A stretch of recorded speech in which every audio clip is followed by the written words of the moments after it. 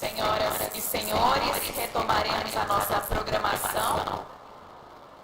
Daremos início ao painel Sistema Político, Crise dos Incumbentes e Fragmentação Partidária.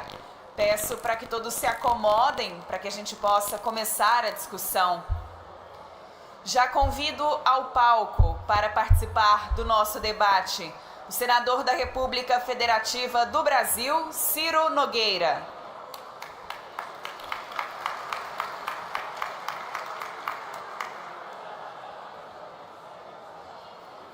O presidente da Apex Brasil, Jorge Viana.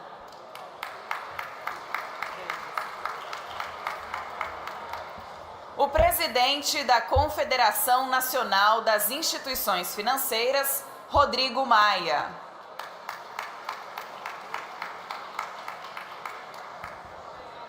O presidente do Fórum de Integração Brasil-Europa e professor da Faculdade de Direito da Universidade de Lisboa, Vitalino Canas.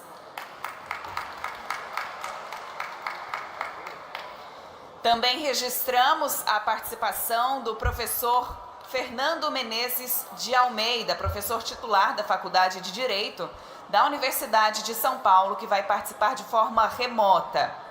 Para moderar o painel, convido ao palco o senhor Carlos Blanco de Moraes, professor catedrático da Faculdade de Direito da Universidade de Lisboa.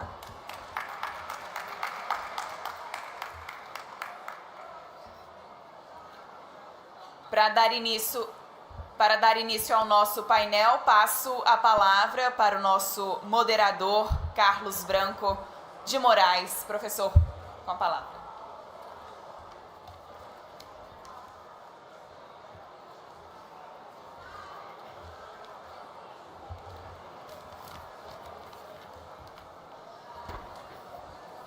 Ora, mais uma vez bom dia, vamos dar início a esta sessão em que eu gostaria em primeiro lugar de saudar todos os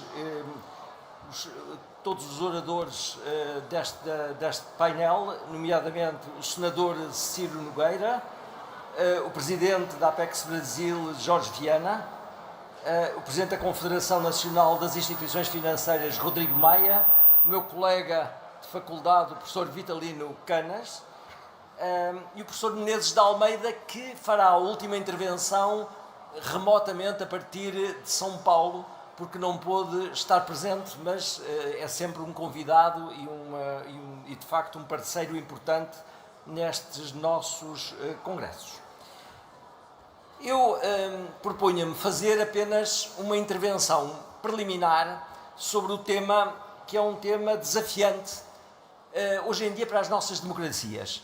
E é um tema desafiante porque tem a ver com aquilo que se chama a fragmentação do sistema partidário, a desestruturação do sistema de partidos e os impactos que causa na governabilidade dos Estados. No fundo, vou aqui retomar um diagnóstico, e a minha intervenção será apenas de diagnóstico, as terapias deixarei para os meus colegas de painel, um diagnóstico sobre o problema precisamente da atomização partidária, seguindo, digamos, um encontro da USP em Ribeirão Preto, onde, entre várias questões, salientei duas. Havendo uma crise na democracia representativa, que é objetiva, até que ponto esta mesma crise se ressente de uma crise no sistema de partidos políticos? Segundo, pode o fenómeno da chamada desestruturação do sistema partidário afetar o próprio sistema político e a governabilidade dos Estados? Há décadas que se fala em crise da democracia representativa com um número enorme de causas. Eu próprio já escrevi mais de 10, 12 causas, não vos vou martirizar com elas, mas apenas sublinharei 5 causas.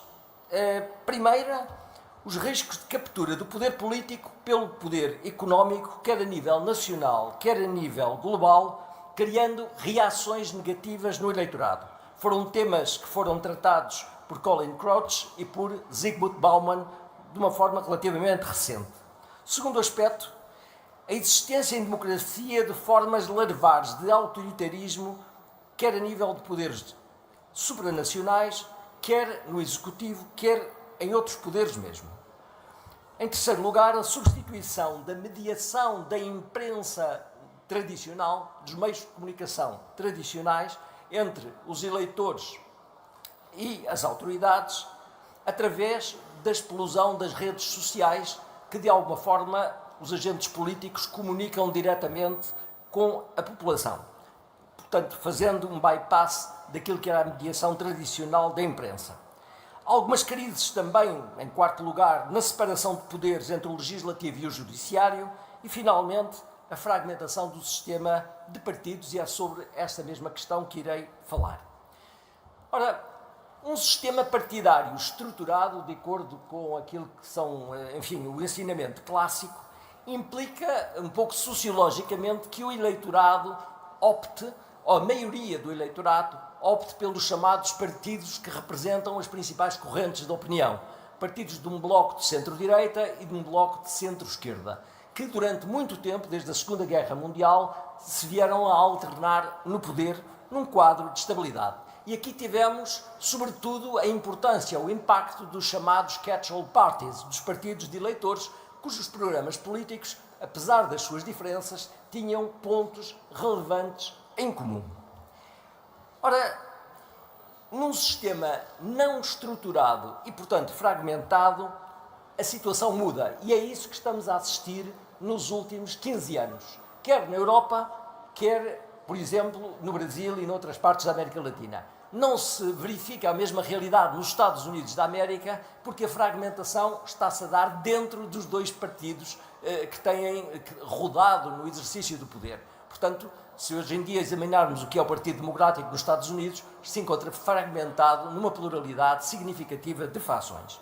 Ora, falando nos sistemas onde existe fragmentação política e desestruturação partidária, o que é que nós verificamos? Primeiro, uma enorme volatilidade no sufrágio. Quem vota num determinado partido político numa eleição pode votar num partido político de ideologia diametralmente oposta na eleição seguinte. Realidade que não existia antes e que fratura um pouco aquilo que era o clubismo partidário tradicional. Em segundo lugar, o aparecimento de partidos menores, partidos muitas vezes de ocasião, que passam de repente de 1% para o poder político. Veja-se o caso em Itália do atual partido do governo, da primeira-ministra Meloni, que parte de 1,8% há uns anos atrás para, nas últimas eleições, 25% e hoje em dia é governo. Portanto, muito rapidamente há uma mudança de opção por parte dos eleitores políticos, com o aumento, obviamente, de fragmentação de partidos e a emergência de novos partidos. E dentro desses partidos, na Europa, têm assumido particular impacto partidos populistas, muitas vezes radicais, seguidos de uma crise profunda nos partidos tradicionais. Se nós pensarmos em alguns partidos, como o Partido Popular Espanhol, ou o Partido Socialista Francês, ou mesmo o SPD alemão, são hoje uma sombra daquilo que eram há uns anos atrás, com menos de metade, por vezes, das respectivas votações. Portanto, no sistema estruturado, nós temos pequenas oscilações entre os grandes partidos, entre 3% e 7%. Num sistema desestruturado, nós podemos ter partidos que tiveram 40% da votação há anos atrás, como o PASOK, que chegaram, ou o Partido Socialista Francês, que chegaram a um ponto de obterem 6% da respectiva votação. Portanto, estas oscilações e esta fragmentação têm necessariamente impacto na governabilidade dos países. O que é governabilidade? A governabilidade implica, fundamentalmente, que a formação política, ou o bloco político, ou a coalizão que ganha uma eleição, tenha expectativas de executar, diria eu, o seu programa eleitoral, de executar as suas políticas públicas com o mínimo de estabilidade durante, pelo menos, uma legislatura. Essa é a expectativa. E o facto é que Com a desestruturação dos sistemas partidários, sobretudo estou a falar na Europa, nos semipresidencialismos e nos parlamentarismos, o facto é que os governos passam ou a ser minoritários, ou a serem governos minoritários e caírem no Parlamento antes da legislatura, ou a formarem coalizões contra a natura.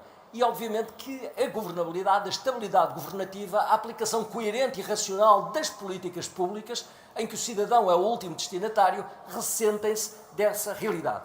Alguns exemplos. Na Alemanha, presentemente, existe uma coalizão entre os partidos tradicionalmente rivais, chamada coalizão de blocos centrais. Sociais-democratas e democratas cristãos alternavam-se no poder e, hoje em dia, para fazerem um cordão sanitário contra a direita radical, governam. Claro que estes governos de bloco central, na próxima eleição, irão fortalecer os extremos políticos. E esse é um problema.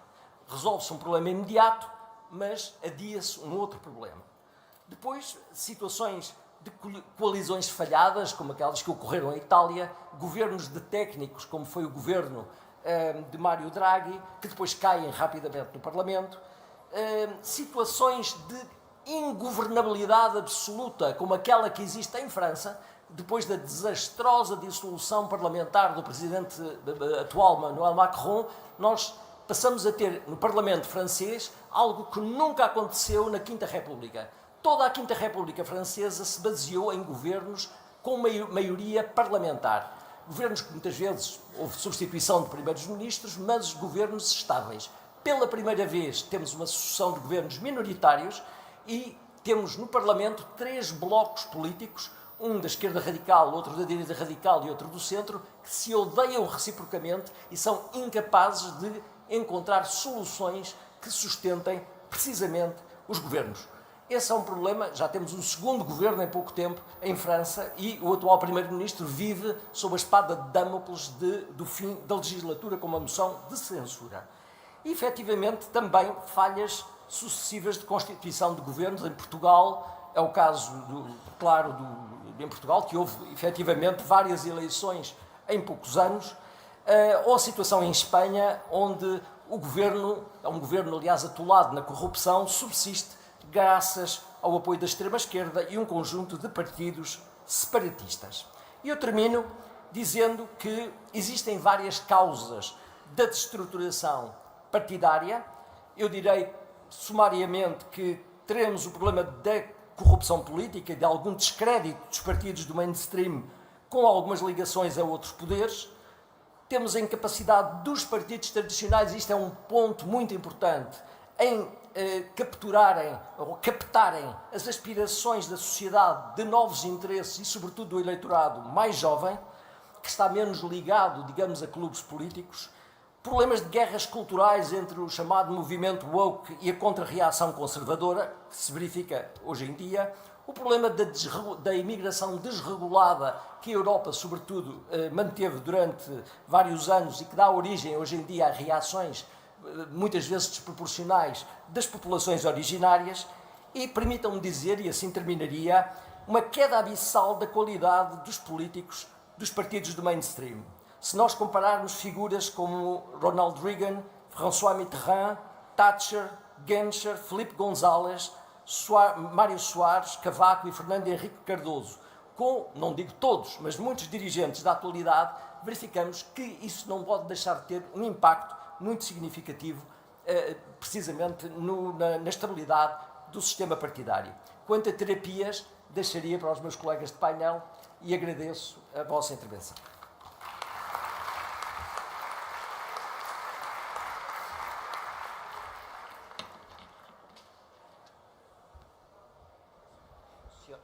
Então, darei a palavra, neste momento, ao senador Ciro Nogueira. Muito obrigado, Sr. Senhor.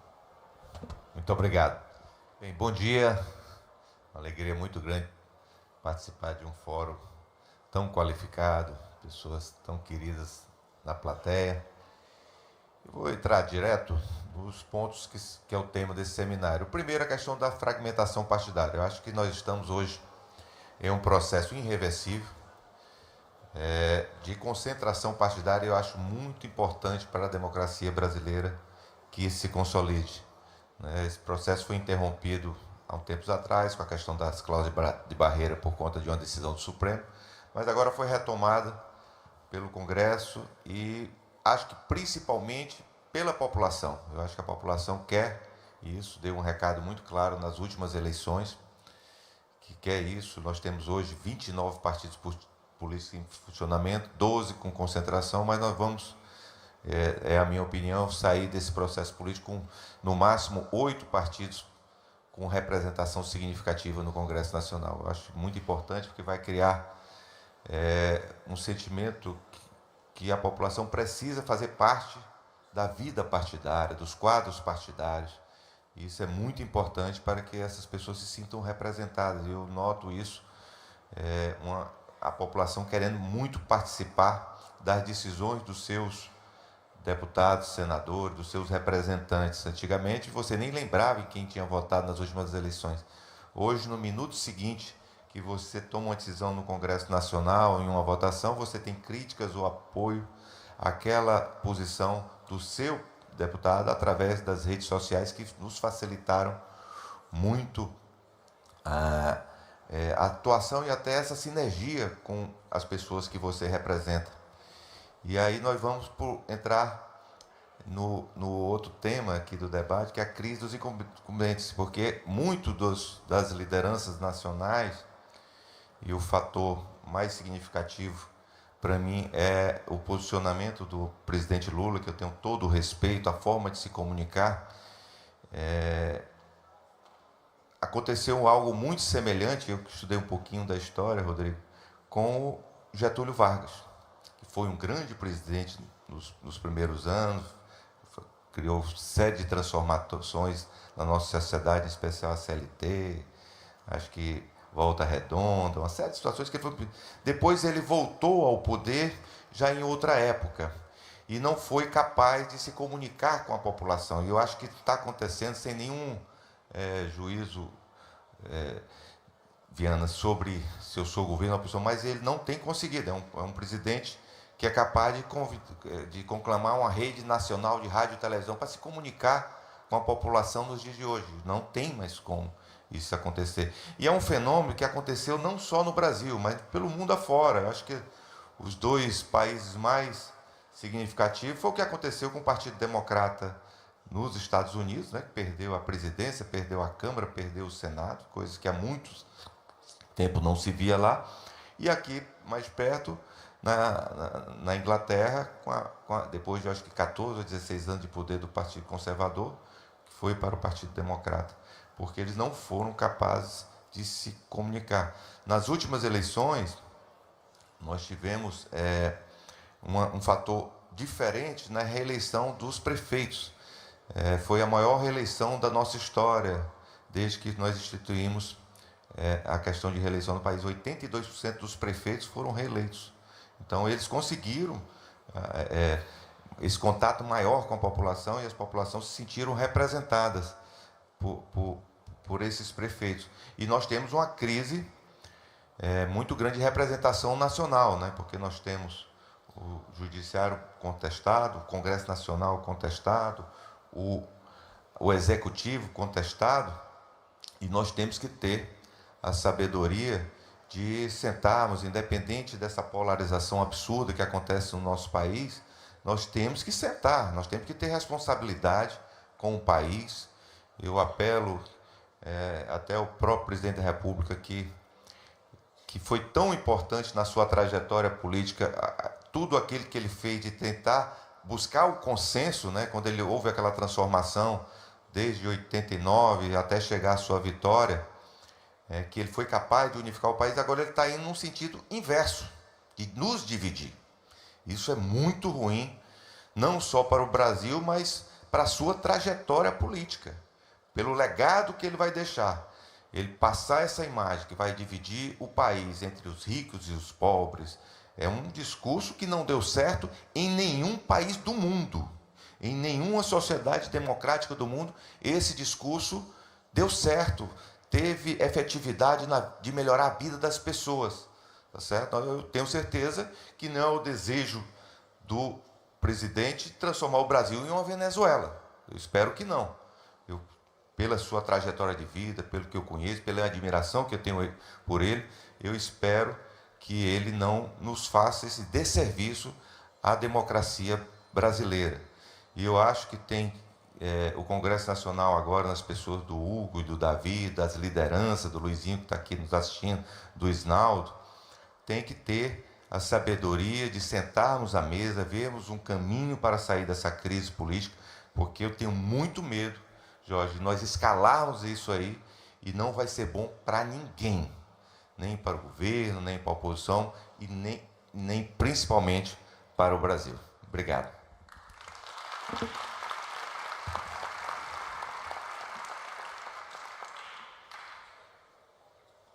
Muito obrigado. Não sei se está a ouvir.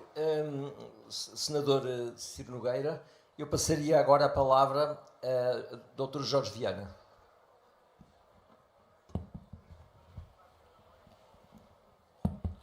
Bem, bom dia.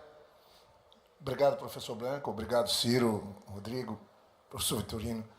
É uma honra para mim estar aqui, ainda mais tendo uma plateia que eu não consigo nem mesmo nominar pela importância dos que estão aqui. São pessoas muito especiais, queridas, amigos, autoridades importantes, né? Ministro Alexandre de Moraes, se eu for citar o Rodrigo Pacheco, Mauro, na pessoa talvez do ministro Jobim, que tem talvez um currículo do parlamento ao executivo, ao judiciário, eu acho que alcançaria a todos que estão aqui, que nos honram com a audiência.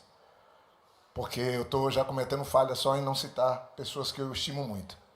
Mas debater o nosso país fora do Brasil sempre me leva a tomar um pouco de cuidado.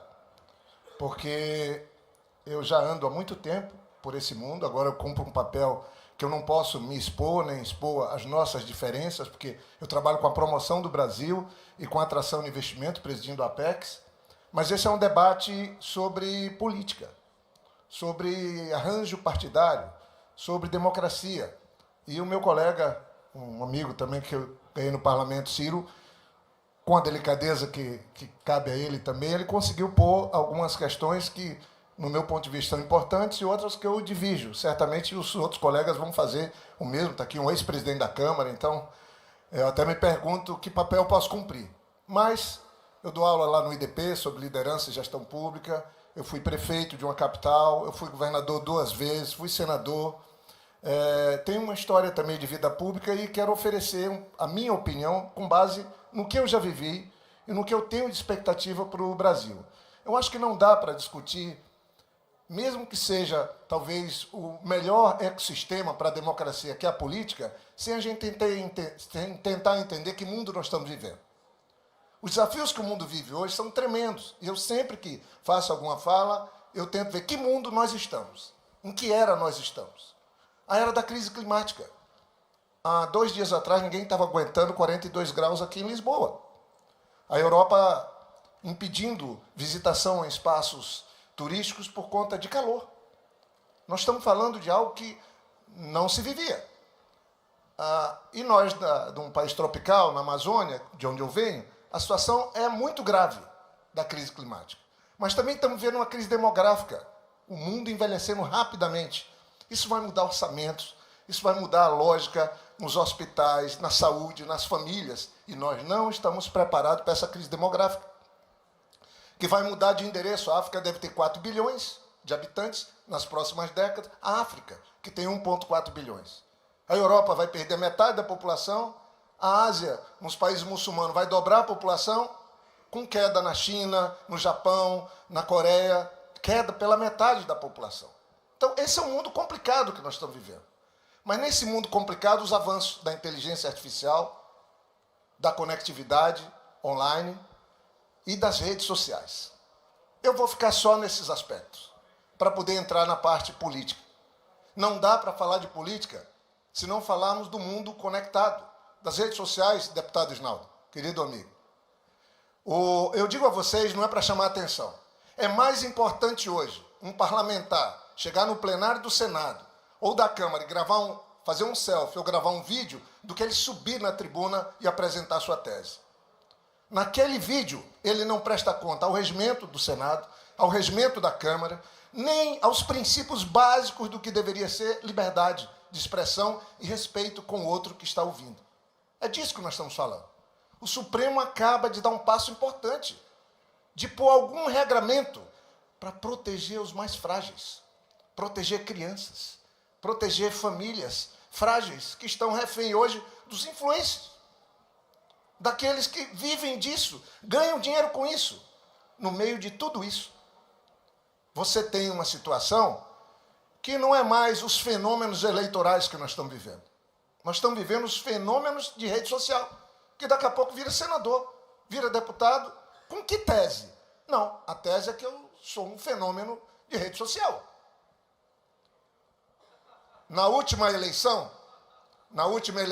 eu falava para a presidente Rosa Weber, não tem como ter eleição limpa no Brasil se nós não criarmos um mínimo de regramento para as fake news, por exemplo. Para um parlamentar ou uma pessoa que põe a sua opinião não ser destruído do ponto de vista da sua reputação e não poder nem mesmo se defender. Nem tempo dá. Eu ouvi uma palestra do senhor Tony Blair. Está novo.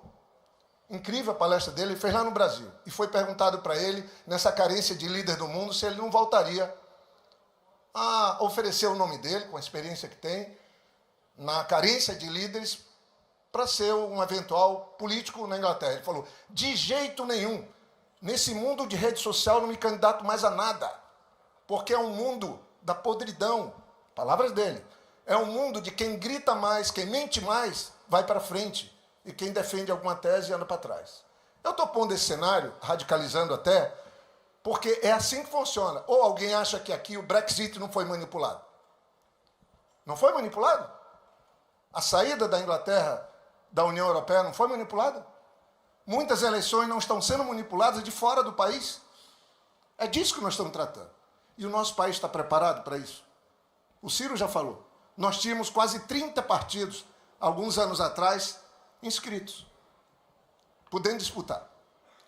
Houve um avanço. Nós tivemos em 97, a emenda 97 em 2017, tivemos também a lei das federações de 2021, avanço. Temos que registrar. Está diminuindo, como disse o Ciro. São 14 partidos, 14 federações de partidos, mas nós temos 20 partidos e vai diminuir.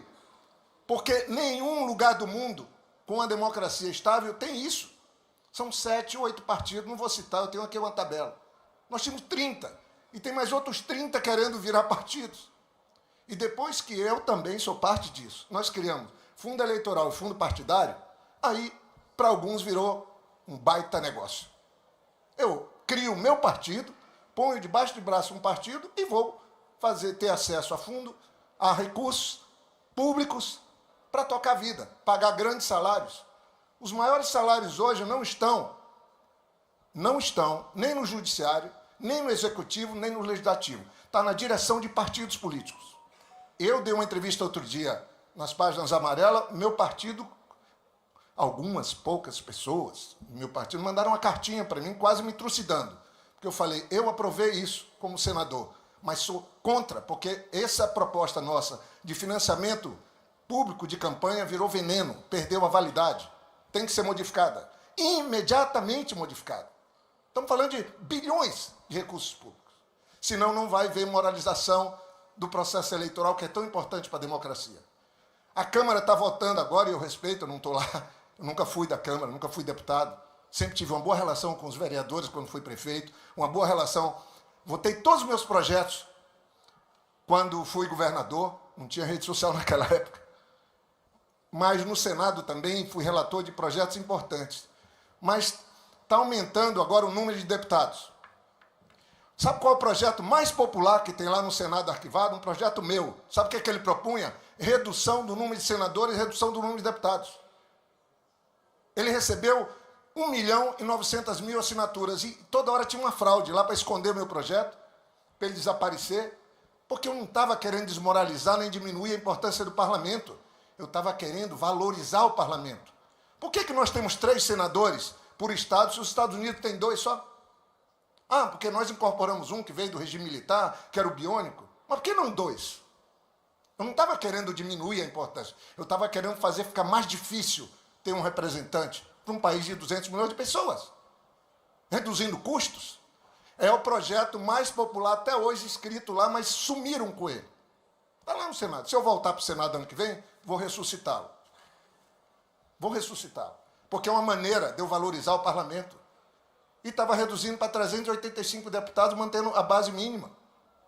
Porque como é que nós vamos valorizar um dos espaços mais importantes da democracia? Por que o Niemeyer e o Lúcio Costa botaram a Câmara e o Senado no alto e o Supremo mais abaixo, na mesma praça, e mais abaixo também o Executivo? Por que eles fizeram aquilo? Para mostrar que ali tem a representação do povo real, direta, e que ali pode se trocar os representantes, o que é ótimo, isso é democracia. Foi por isso que ficou no alto e mais à frente. E o Judiciário? E o Executivo? Aí nós estamos vivendo agora a crise do IOF. Gente, eu fui senador. Está escrito na Constituição que quem pode legislar, fazer alteração da alíquota de IOF é o Executivo. Não é o Legislativo. Está escrito lá. Por isso que a AGU está entrando. Eu não quero mais conflito. Está entrando e certamente vai ganhar. Eu, como sou juiz, eu posso opinar. Porque está escrito. E vai se recorrer ao Supremo? Precisa isso. No governo Dilma foi aumentado o IOF. Eu não estou aliviando, não. O governo Bolsonaro passou com a alíquota de 6%, acima de 6, 4 anos. No final ele disse, não, mas vou reduzir agora. Eu acho que foi o Ciro que deu essa ideia. Vamos reduzir para o próximo governo. Aí entra o presidente Lula, tem uma crise que o mercado coloca toda hora, ele vai fazer uma alíquota a metade do que era no governo Bolsonaro. Ah, não pode. Não, isso aí não pode. Aí está essa guerra toda. Vamos cada um ficar na sua caixa, que dá tudo certo. Eu acredito nisso. Então eu queria dizer que eu ouvi aqui de uma pessoa no ano passado, só para... Aqui não estou respondendo meu amigo Ciro, mas eu tenho que concluir, porque é tão pouco tempo. Mas eu vi um dirigente da XP, eu estou vendo meu amigo fulano aqui, o Furla, o Berengue estava comigo numa mesa, o ano passado, e ele falou, sinceramente, eu não sei por que tanto nervosismo do mercado. Os números do Brasil são robustos, apontam segurança, não tem razão de ficar essa crise toda. Quem estava falando era um alto CEO da XP. Eu estava do lado, fiquei todo feliz, mais ainda porque ele tirou meu discurso todo. Eu não tive que elogiar, nada. Mas, senhor Rubem, o Brasil, o mercado previa que nós íamos crescer 0,8% em 2023. Crescemos 3,2%. O mercado previa que, mas em 2024 não tem jeito, vai crescer só 1 e pouquinho por cento. Cresceu 3,4%. Mas agora em 2025 vai ser pior. O acumulado dos últimos 12 meses dá 3,5%. O Risco Brasil caiu quase pela metade. Risco Brasil. 20 milhões de pessoas saíram da miséria, colocadas na gestão passada, saíram para uma situação de consumo digno, novamente. O Brasil voltou a ter um protagonismo no mundo, respeitado. A Apex fez 16 encontros com o presidente Lula, em 16 países diferentes, sempre com um líder local junto. Empresários, centenas de empresários brasileiros e locais indo. Eu não sei por que, sinceramente, a gente, às vezes, tenta transformar as dificuldades numa crise profunda. Nós não estamos vivendo essa crise profunda. Na política, sim. Eu vou fazer uma pergunta, não é uma provocação, mas eu tenho que fazer. Não é uma provocação. O ministro Alexandre de Moraes estaria aqui como ministro do Supremo. O ministro Gilmar Mendes estaria aqui como ministro Supremo, nesse fórum de Lisboa, se o resultado da eleição passada fosse outro? É uma pergunta. Porque tinha gente na frente dos quartéis querendo a ditadura de volta, querendo impeachment de ministro Supremo. Agora, o tema é anistia. Eu acho que nós temos que ter um pouco de calma nessa hora, ter confiança nas instituições, porque as desavenças entre executivo e legislativo podem acontecer, mas não dá para ter desavença do legislativo e do executivo com o Supremo. Porque quem vai fazer o papel de nos acalmar todos, segurando a Constituição na mão? Eu fui vítima de uma situação, vítima não, beneficiário, e eu encerro com isso. Eu estava vice-presidente do Senado, Renan Calheiros era presidente, E uma liminar, uma decisão monocrática me fez presidente do Senado. Eu fui me aconselhar com aquele ministro que está ali, ministro Jobim. Fui me aconselhar com esse ministro que está aqui. O que é que eu faço? Eu não posso assumir a presidência porque eu não fui eleito para ser presidente do Senado. Já tem um presidente impeachmentado e um presidente lá que não foi eleito. Agora esse poder aqui do judiciário vai intervir no outro. E eu vou assumir, virar presidente do Congresso Nacional por uma liminar. Porque estava se tirando o presidente Renan. Eu fui ministro por ministro do Supremo trabalhar em meu desfavor, pensando no meu país, para não me beneficiar. Eu ficaria uma semana, 10 dias, 15 dias, estava correndo um impeachment. Como é que vocês acham que o pessoal do PT me tratou? Do meu partido. Você não vai fazer nada? Falei, como? Se fosse uma decisão colegiada, eu aceitaria. Se não, eu vou forçar que tenha uma decisão colegiada. E foi feito um entendimento e não teve a crise que estava vista. Eu fiquei do lado do presidente que tinha sido eleito, Renan, ajudando na solução, e essa crise foi vencida quando se coloca o país em primeiro lugar. Então, eu termino agradecendo o privilégio de estar aqui. Eu falei com ênfase toda assim, porque eu sou desse jeito. Eu vivo o meu país, eu sou apaixonado pelo Brasil, eu sou otimista, mas eu não posso ficar achando que nós não estamos vivendo uma grande ameaça de pessoas irem para a rua, dizendo, pendurado na nossa bandeira, que é símbolo máximo, no nosso hino, na nossa história, e pedir governo totalitário. Então, essa crise ela tem que servir de alerta para o judiciário, para o legislativo e também para o executivo. Permanente. Porque é muito perigoso viver esses tempos com redes sociais, com inteligência artificial, como a gente está vivendo, que manipulam. Não é do brinca, nós estamos falando de algoritmos. Não sei como uma fala dessa minha pode ir para uma rede social com a manipulação usando algoritmo. Pode funcionar para tudo que é lado. Por isso que eu acho que agora precisamos, sim, de um regramento para uso dessas ferramentas que são conquista da nossa sociedade, do nosso tempo, e para que a gente possa dar longevidade para a nossa democracia. Muito obrigado.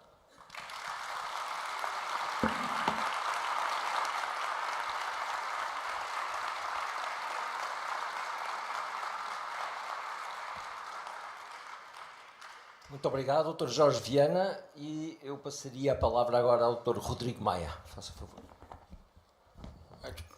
Primeiro, bom dia a todos. Agradecer o convite, a oportunidade. Acho que tem que dobrar o tempo, né? Porque o Jorge Viana trocou de assunto, Ciro. Aí como é que a gente faz? A gente gosta da política, né, Ciro? Faz o contraponto ou não faz? A única certeza que eu tenho, Ciro, é que, mais uma vez, a política transferiu para o Supremo uma responsabilidade que seria do governo, com diálogo com o Congresso Nacional.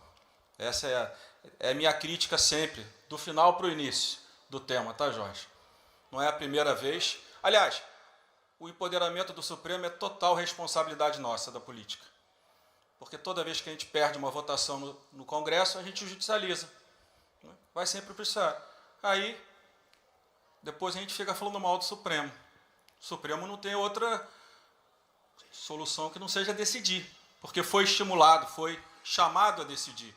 No IOF, mais uma vez, né, divergindo de Vossa Excelência, de toda a inconstitucionalidade do IOF de A a Z, começando pela apresentação do governo, quando diz que é uma necessidade arrecadatória, apesar de ser um imposto extrafiscal, ampliando a base de arrecadação, tributando o risco sacado, que não é uma operação de crédito. Me surpreende até que os advogados da Fazenda tratem o risco sacado como operação de crédito e escrevam isso. É operação aqui, transfere, empréstimo e acabou. Não é. Né? Não sei como é que os advogados da Fazenda aceitam. Fora o impacto, né? Risco sacado, não sei como é que alguém inventou que é para rico. Se 80% de quem toma dinheiro no risco sacado são pequenas e médias empresas. Mas eu não vou entrar nesse assunto, porque certamente o ministro Alexandre vai nos dar a oportunidade de um ótimo debate através da liderança dele, delegado pelo governo e pelo Congresso Nacional.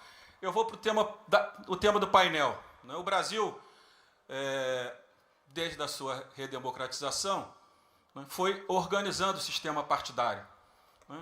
Ele era muito flexível, partidos de aluguel. Você entrava num partido, tinha o tempo de televisão partidário, mesmo sem ter representação. O parlamento foi resolvendo isso foi limitando esse poder, né, desde a eleição do presidente Collor. Né. O presidente Fernando Henrique teve a vantagem de governar com 3 grandes partidos. Né. Após o governo do presidente Fernando Henrique, PSDB, PMDB e PFL, depois o presidente Lula decidiu pulverizar o sistema partidário brasileiro. A decisão foi do presidente Lula, quando não quis uma aliança com os grandes partidos. Né? Ele entendia que era melhor fortalecer outras agremiações legítimas, mas a decisão da fragmentação política foi do governo do presidente Lula, quando fortaleceu o PP, fortaleceu o PL, entre outros partidos que souberam, com muita competência, ocupar um espaço político. Né? Eu acho que chegamos no auge ali de 30 partidos, como você colocou, em 17 nós conseguimos aprovar, primeiro estimulado pelo Senado, a 97, não, a emenda 90, a cláusula de desempenho, conseguimos acabar com a coligação. Eu não sei nem como é que a Câmara, eu lembro que quando eu ia pautar, eu duvido que os deputados topem, mas toparam o texto que veio do Senado. Né? E a federação, que foi muito criticada, e a gente está vendo hoje, estimulado pelo PCdoB, que foi um bom instrumento. Ela vai, de fato, reorganizar, como o Ciro Nogueira falou. O Brasil, diferente dos outros países, acho eu, por essa fragmentação lá em 2003, já está se reorganizando no novo modelo, com redes sociais, que eu acho legítimo. Eu não sou de que critico, acho que tem que ter o limite. Né? Quem usa as redes sociais tem que saber que também tem punição, não é só a página do Globo que vai, a edição do Globo que tem que ter punição. Acho que todos que usam a rede social têm que ter os seus limites. Acho que a decisão do Supremo, aí eu concordo com o senador Jorge Viana.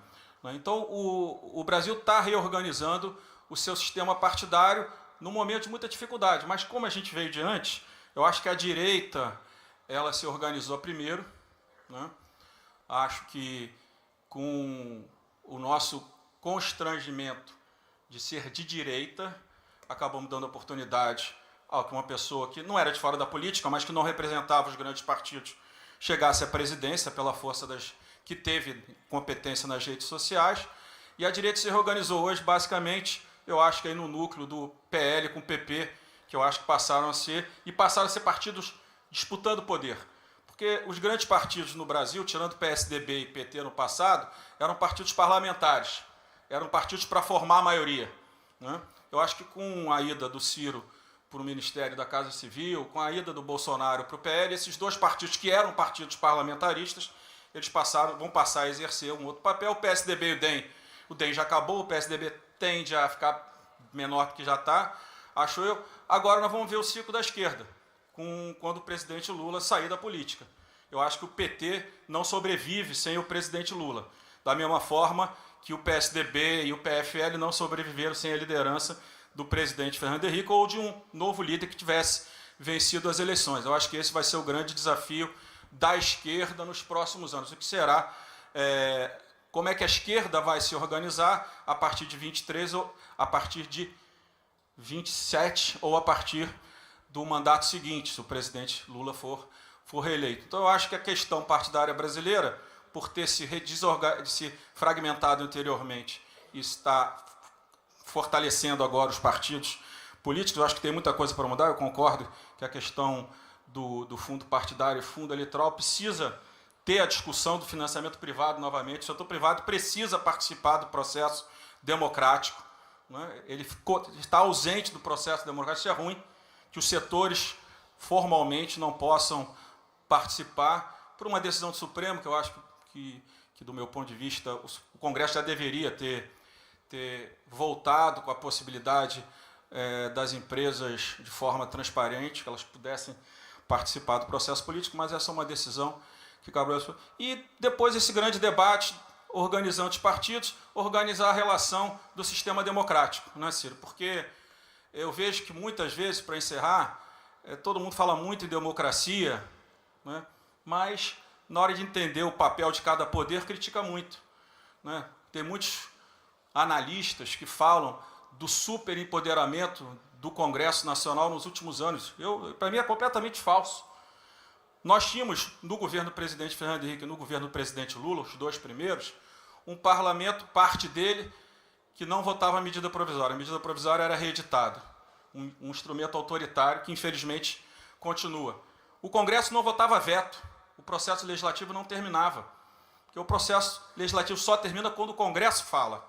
Ou o presidente sanciona o texto do Congresso, ou o Congresso vota os vetos que o presidente ofereceu ao Congresso. Não era votado. Tivemos que ter uma decisão do Supremo obrigando o Congresso a voltar a votar veto. O processo legislativo começa no projeto de lei do parlamentar ou do governo e termina na decisão do povo votando os vetos, né? O parlamento era permanentemente pressionado com o orçamento autorizativo, né? É claro que, da forma que ficou organizado, eu acho que precisa ser debatido como é que está o orçamento impositivo, mas todas as democracias são assim. É claro que tem sempre os analistas que dizem não, mas tem países que não têm emenda. É verdade, são países parlamentaristas. Por óbvio, não precisam das emendas, é o parlamento que governa. É óbvio que o sistema presidencialista é diferente do sistema parlamentarista, a gente não pode confundir banana com abacate, porque senão a gente faremos análises equivocadas. Eu acho que esse é o grande debate do Brasil, é a divisão dos poderes, né? Qual é o papel de cada um? Como é que, só para encerrar, independente se o mérito do IOF é correto ou não, eu acho que não, eu acho que é um imposto inflacionário, impacta o crédito, fortemente o crédito, impactando o crédito, impacta a inflação, impactando a inflação, impacta os mais pobres. Como é que o parlamento não pode decidir sobre qualquer decisão do presidente que não passe por lei? Eu não entendo que sistema é esse. Se o parlamento pode aprovar uma lei, vocês podem aprovar uma lei e resolver o problema do IOF. Tiveram quase 400 votos na Câmara. Como é que o parlamento não pode sustar um decreto flagrosamente inconstitucional e imprevisível, que é o mais grave? Previsibilidade, Jorge, para os investidores é decisão, palavra-chave. Eu acho que esse é o grande problema. Eu acho que o Brasil está se estruturando nessa separação democrática. O tema democracia, como você falou, ficou tão importante, mas o parlamento não é subproduto do executivo. O parlamento governa com o executivo e assim precisa ser respeitado. Essa é a minha experiência que tive como deputado, principalmente como presidente da Câmara, contra um governo que era contra o parlamento, o governo do presidente Bolsonaro, pelo menos até o momento que eu fiquei na presidência, depois do Ciro certamente melhorou, mas era um governo fortemente contra o parlamento, queria impor as suas pautas sem respeitar o resultado das urnas. Como, infelizmente, de alguma forma, com mais sutileza, com mais respeito, o presidente Lula faz. O presidente Lula elegeu 50 deputados e não formou maioria no parlamento. Então não pode reclamar da estabilidade que gerou, porque quando você forma a maioria, você legisla. Quando você não forma a maioria, você não deve legislar, deve governar com arcabouço de regras já existentes. Uma decisão inviabiliza a outra. Se você tem a maioria, você legisla. Se você não quer formar a maioria, porque não quer se aliar ao PP, ao MDB, a qualquer partido que seja, você respeita o marco legal e apenas negocia o orçamento a cada ano. Mas não é o que o governo atual faz, e essa instabilidade, do meu ponto de vista, com todo respeito, todo mundo sabe aqui que eu votei no presidente Lula, em 2000, pela primeira vez na minha vida, eu acho que ele erra, porque ele é o indutor da instabilidade por não respeitar o resultado das urnas, ou, respeitando os resultados das urnas, decidir legislar sem maioria. Obrigado. Uma boa...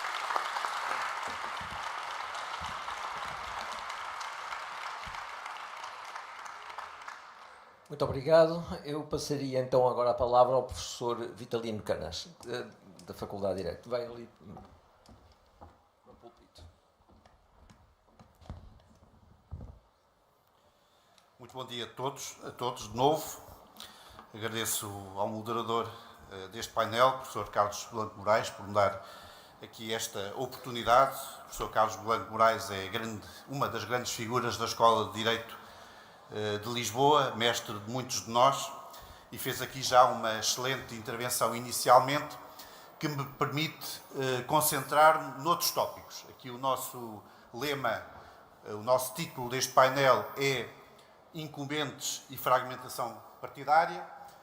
Ele já referiu vários indicadores dessa fragmentação partidária e eu irei falar de outros temas, aproveitando a excelente lição que já aqui nos deixou.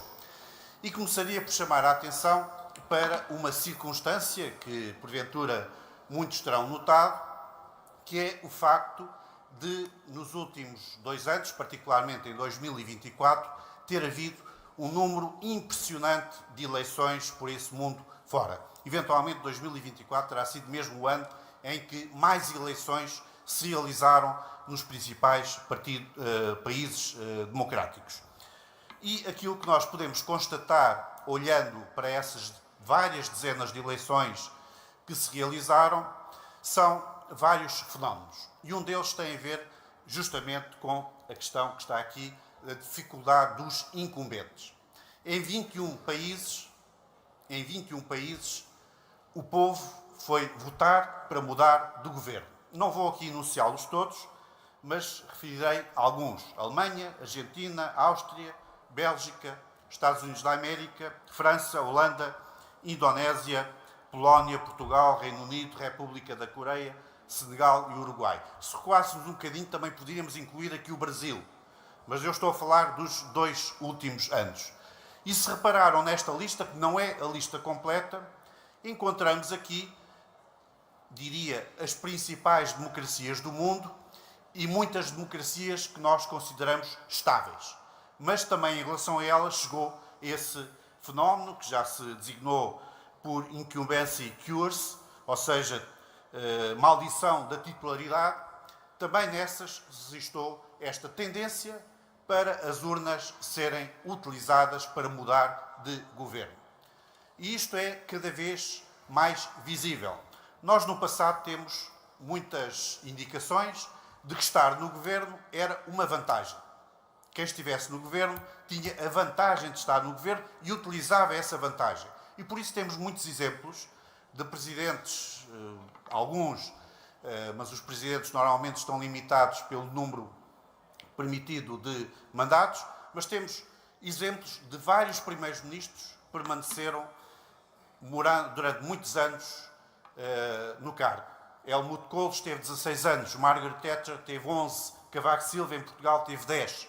E todos eles saíram não por causa do resultado das urnas, saíram por iniciativa própria ou por os seus próprios partidos terem entendido que eles deveriam sair. Portanto, não foram derrotados nas urnas. Aquilo que se está a passar é que os primeiros-ministros e outros vão às urnas e são derrotados, são removidos, são substituídos. Cá está, portanto, um fenómeno que é um fenómeno recente e cada vez mais verificável. A este fenómeno associam-se outros. Já falámos aqui da fragmentação dos sistemas partidários, poderíamos falar também da pulverização ou do cancelamento dos sistemas partidários clássicos e dos partidos históricos, da polarização. Muitas vezes a fragmentação vem acompanhada por polarização, isto é, a prática, quase impossibilidade de entendimento entre partidos. Temos também situações relacionadas com a concentração do poder em órgãos unipessoais, que também se verifica nas democracias, não apenas nas democracias presidenciais, mas nas democracias parlamentares e, em certa medida, também nas semi-presidenciais. Estes são fenómenos da atualidade, que estão bem documentados nas eleições que se realizaram nos últimos anos, particularmente nos 2 últimos anos, que é a referência que eu aqui vos trago. E aquilo que se pode perguntar é: estes fenómenos indicam que estamos perante o outono democrático a que se seguirá o inverno democrático, a erosão da democracia, a crise da democracia? Estamos aqui a colocar uma alternativa entre 2 questões. Uma questão é o alarme democrático, sentirmos que existe um conjunto de fenómenos para os quais temos de estar atentos e para os quais temos de encontrar solução. Outra coisa é o alarmismo democrático, a ideia de que isto está tudo a correr mal e não sabemos como tratar. Eu tendo mais a considerar que é necessário estarmos numa situação de alarme democrático do que propriamente numa situação de alarmismo democrático. Porquê? Porque me parece que, apesar de tudo, as democracias, e mais uma vez faço aqui apelo a estas eleições todas que se realizaram nos últimos anos, as democracias, apesar de tudo, estão a gerar soluções para alguns dos problemas. É certo que existe um problema de governabilidade que surge em países onde tradicionalmente esse problema não existia. Mas a democracia está, apesar de tudo, a encontrar problemas para soluções para esses problemas de governabilidade. Por exemplo, tradicionalmente não era muito habitual em certos países haver coligações entre partidos.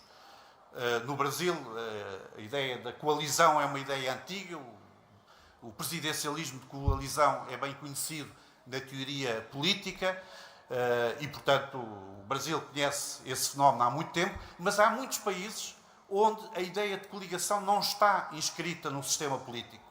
Na África do Sul, nunca se tinha feito uma coligação até 2024, quando o ANC perdeu a maioria absoluta que tinha no Parlamento e teve de se coligar com outros partidos, incluindo com o seu rival tradicional, Aliança Democrática. E encontramos essa questão em muitos outros países. A democracia está a encontrar soluções para a eventual ingovernabilidade resultante de a fragmentação gerar no Parlamento divisão. E existem outras soluções. Há mecanismos institucionais que até há alguns anos não eram utilizados, e não eram utilizados porque tinham uma função específica que não justificava a sua utilização e que agora são crescentemente utilizados, como é o caso do impeachment, que o Brasil conhece bem. É um tema polémico dentro do Brasil, mas se vocês observarem com atenção, o impeachment, nas últimas 2 décadas, cresceu exponencialmente em todo o lado. Vários países por esse mundo fora estão a conhecer, particularmente países presidenciais, estão a conhecer a utilização do impeachment como forma de censura política e de destituição de presidentes em situações de bloqueio.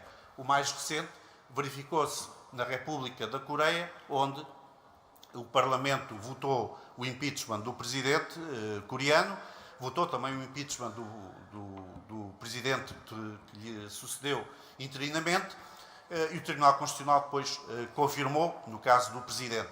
É um caso de meses. Entretanto, a Coreia já fez eleições e já resolveu o bloqueio que existia. As eleições produziram um resultado eleitoral que conduz à estabilização do país. O impeachment, em vários quadrantes do nosso mundo, está a ser utilizado com uma função diferente daquela que era a sua tradicional, mas está a ser utilizado para resolver problemas de impasses políticos.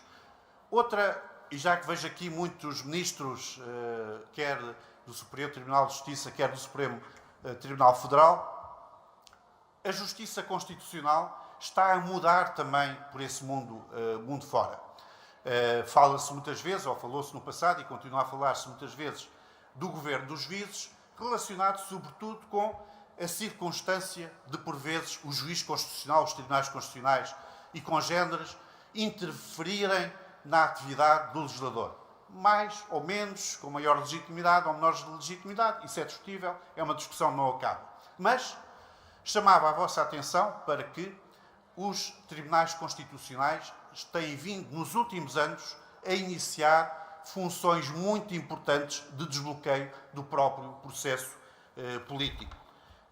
Por exemplo, não irei falar de alguns exemplos da América Latina, que são conhecidos, como a Colômbia, que o Tribunal Constitucional colombiano teve um papel importante em impedir, digamos, soluções constitucionais que conduziriam à perpetuação no poder do Presidente da República, mas chamamos a atenção, por exemplo, para que ontem mesmo o Tribunal Constitucional da Tailândia suspendeu a Primeira-Ministra, por iniciativa de um conjunto de senadores que fizeram um determinado conjunto de acusações. O Tribunal Constitucional decidiu suspender a Primeira-Ministra. Já falei aqui do caso da Coreia do Sul, onde o Tribunal Constitucional ratificou o impeachment do anterior Presidente, mas não ratificou o impeachment do Presidente interino que lhe sucedeu. Teve um papel importante na resolução da crise. No Malawi, há poucos anos, o Tribunal Constitucional corrigiu um processo eleitoral, cancelou um processo eleitoral, determinando a realização de novo processo eleitoral que conduziu a que o presidente incumbente não fosse eleito. Teve um papel importante e reconhecido na sociedade do Malawi. No Senegal, há pouco tempo, há poucos meses atrás, no ano passado, quando o presidente incumbente se estava a esquecer de convocar eleições presidenciais, o Tribunal Constitucional do Senegal forçou a realização das eleições presidenciais. Na Europa, há pouco tempo, na Roménia, o Tribunal Constitucional romeno entendeu que as eleições presidenciais, a primeira volta das eleições presidenciais que se tinha realizado, tinham tido interferência externa que estava comprovada e decidiu anular o resultado das eleições, decidiu não permitir que um dos candidatos, aquele que tinha ficado por acaso à frente na eleição, se candidatasse e as eleições presidenciais foram realizadas há pouco tempo por o Tribunal Constitucional romeno ter entendido que era assim que se deveria fazer. Ou seja, o que nós temos aqui é um conjunto de sinais de que as coisas também estão a mudar nesse campo.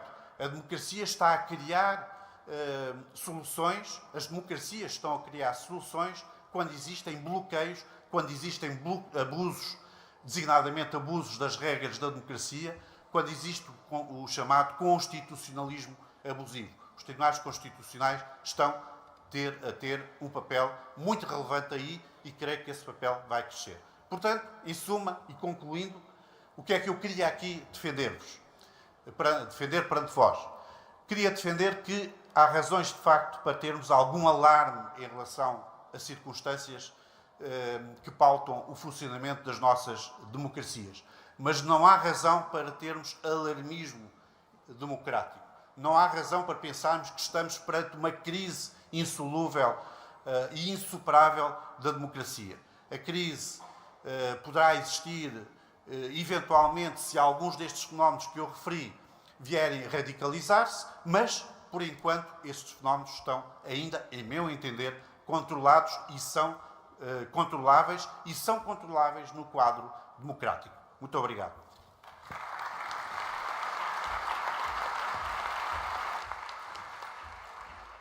Muito obrigado, professor Vitalino Canas.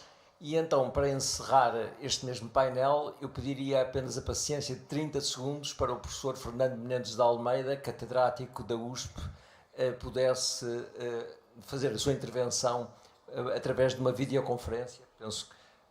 Peço apenas então vénia para esperarmos 30 segundos. Isso foi mais rápido do que se pensava. Não sei se o som estará disponível.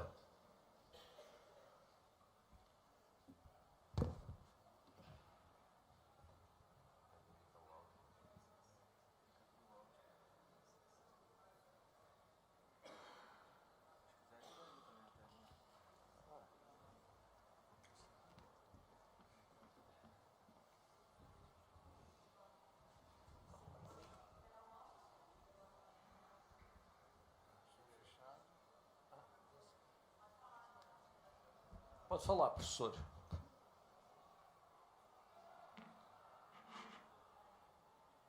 Muito bom dia a todos. Meu querido amigo professor Carlos Blanco de Moraes, grande honra ter recebido esse convite para participar mais uma vez. Meu querido ministro Gilmar Mendes, a quem igualmente agradeço o convite, ilustres componentes desse painel, senador Jorge Viana, senador Ciro Nogueira, deputado e presidente Rodrigo Maia, professor Vitalino Canas. Eu peço desculpas pela circunstância de não estar presente pessoalmente no evento. Eu justifico por uma exigência de minha outra função como dirigente da Fundação de Amparo à Pesquisa do Estado de São Paulo. Estamos hoje, amanhã e depois a receber, num evento aqui em São Paulo, o fórum de todas as fundações de amparo à pesquisa do Brasil, algo que já estava organizado e que, nessas circunstâncias, o professor Carlos Blanco, gentilmente mantendo o convite à minha participação, sugeriu-me essa intervenção por vídeo. Eu sei que a intervenção por vídeo também, de certo modo, reduz a capacidade de comunicação, interação com a audiência, portanto, serei muito breve. E ainda serei muito breve porque considero que tudo de relevante foi dito nos aspectos jurídicos e políticos pelos que me antecederam. Eu ainda diria que, se insistisse numa fala mais longa, apenas reduziria minha participação a ser um obstáculo entre essa ilustre audiência e o almoço. Serei, portanto, contido no meu tempo de 10 minutos e tentarei muito brevemente abordar a questão, dado o tema do nosso painel, abordar a questão da fragmentação partidária e da crise dos incumbentes a partir de um mote que tornou-se frequente na imprensa brasileira nos últimos dias. O fato de, eventualmente, estarmos a viver no Brasil um parlamentarismo informal. Essa suposição confunde a ideia de um parlamentarismo com o simples fato de haver, circunstancialmente, uma preponderância de um protagonismo político do Congresso Nacional em torno de alguns acontecimentos recentes que já foram mencionados pelos palestrantes que me antecederam. Aliás, eu não estava aparecendo na tela, mas estava acompanhando atentamente todas as manifestações pela transmissão ao vivo. Bom, a partir desse mote, eu gostaria de discutir em que medida estaríamos mesmo a viver um parlamentarismo informal num contexto de fragmentação partidária no Brasil, ou teríamos uma tendência a isso. Valho-me, para tanto, de algumas ideias do meu querido professor Manuel Gonçalves Ferreira Filho, que sei que está presente no evento e em cuja pessoa cumprimento todos os colegas acadêmicos aí presentes. O professor Manuel sempre ressalta que o parlamentarismo, diferentemente do presidencialismo, tem uma origem histórica, não é uma construção intelectual, não é uma construção científica. É uma construção histórica da longa tradição, notadamente da longa tradição britânica. O professor Manuel ainda destaca que o parlamentarismo é extremamente sensível à realidade política e social de cada país. Dessas ideias, eu passo a fazer algumas considerações, em primeiro lugar, sobre as opções que a Constituição Brasileira de 1988 adotou em termos de separação de poderes. Isso para dizer que a Constituição Brasileira tipicamente adotou um modelo que é majoritariamente reconhecido como um modelo presidencialista, mas que foi elaborada num contexto de Assembleia Constituinte em que por muito tempo se cogitou da opção por um parlamentarismo. E com essa premissa de que o parlamentarismo é um regime muito suscetível às sutilidades do contexto de cada momento histórico e social, e que é uma construção da vivência política, eu diria, não temos apenas um parlamentarismo. Há modelos clássicos, mas temos basicamente parlamentarismos e graus de parlamentarismo, chegando até o que se convenciona dizer semipresidencialismo. Mas, insisto, o Brasil institucionalmente foi organizado pela Constituição atual como um presidencialismo. No entanto, com notas muito peculiares que fazem com que o sistema brasileiro de separação de poderes seja, permitam-me a redundância, o sistema brasileiro de separação de poderes. Não é o presidencialismo clássico, não é o parlamentarismo clássico. E essa distinção binária se torna até menos relevante do que compreendermos todos os mecanismos que interagem na Constituição brasileira para resultar no dado que temos hoje de uma preponderância do parlamento. Eu diria, para ser muito sucinto, que me parece que a Constituição brasileira claramente manteve um sistema que permite um protagonismo político do presidente da República pelo modo como as eleições são organizadas. A população brasileira visualiza no presidente da República essa grande liderança que simbolicamente unifica a opção política do país. Mas essa mesma Constituição sobrevalorizou o Poder Judiciário, como já foi destacado nas falas que me antecederam. O Supremo Tribunal Federal hoje exerce um poder fortemente político, não por nenhuma espécie de opção própria do Supremo Tribunal Federal, mas pelas circunstâncias construídas pela própria Constituição, que, como já foi dito, permite que o Supremo seja mobilizado para decidir relevantes questões políticas. Esse é o modelo da Constituição que, aliás, apostou no Poder Judiciário como grande garantidor da democracia na transição do regime anterior para o regime atual. Igualmente, a Constituição dá força ao Parlamento. É uma força que pode permanecer mais latente em alguns momentos, mas que em momentos como o atual, ressalta. E o Parlamento tem essa força, tem essa simbologia que já foi mencionada nesse painel, de ter potencialmente essa posição mais alta, até geograficamente mais alta, como já ressaltado.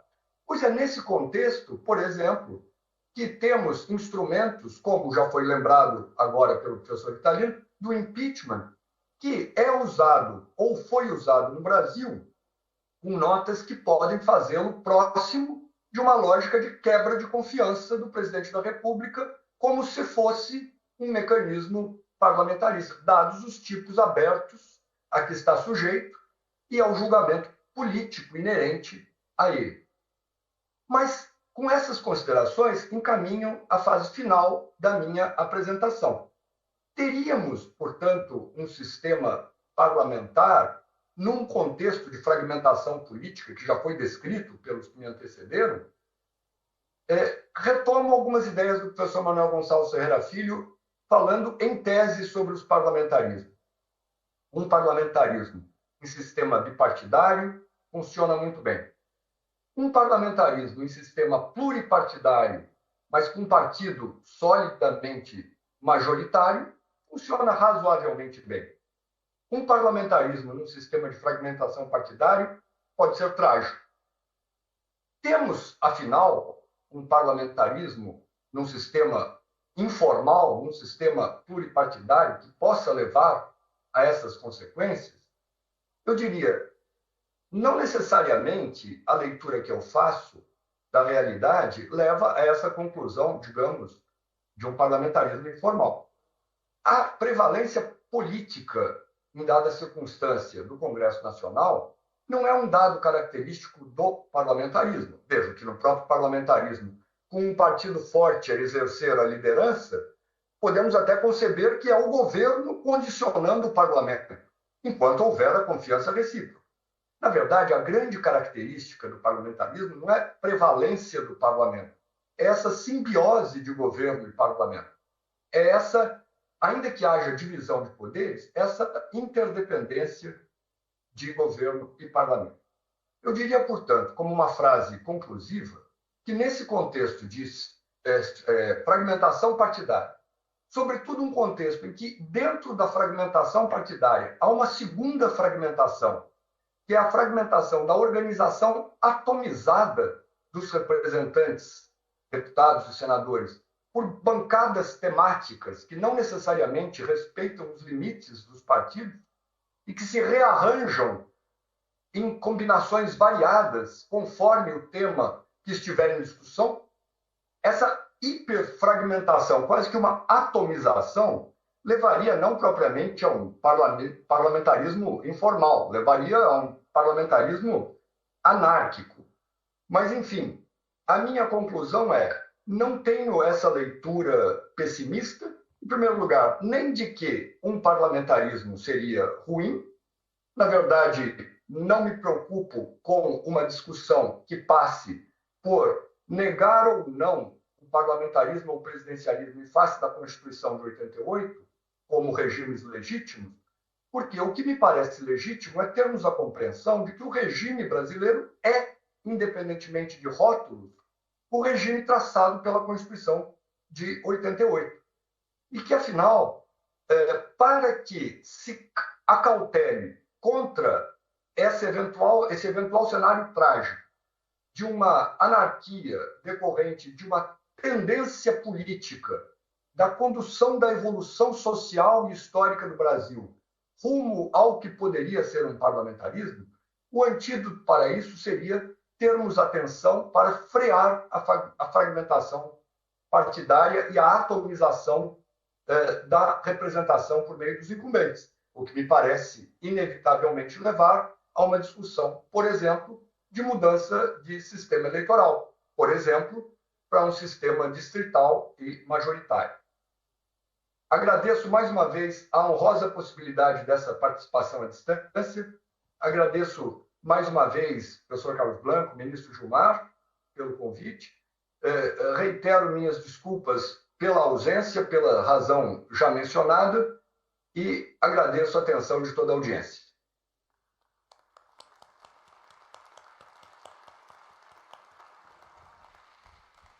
Muito obrigado, Sr. Professor. Eu penso que encerramos este painel com chave de ouro. Muitos parabéns aos palestrantes e também aos presentes. E muito obrigado.